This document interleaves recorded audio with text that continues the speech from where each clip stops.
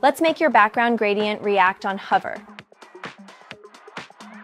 Start with a section that already has a gradient background. Now we'll layer on the magic. First, add a container to the section, stretch it, and give it a different gradient.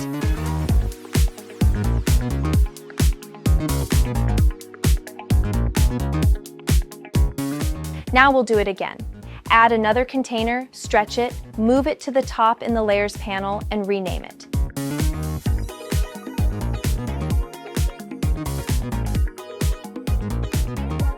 You can keep adding more of these as needed, one per gradient you want to reveal.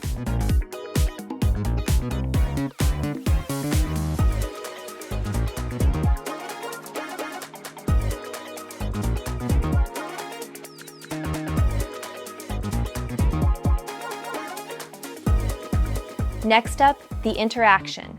Choose an element, add a hover animation, and set the animated element to be one of those gradient containers using the Appear preset.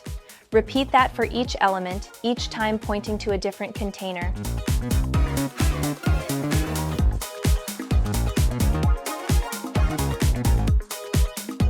Preview it. Now every hover swaps in a new gradient, and the background reacts to your design.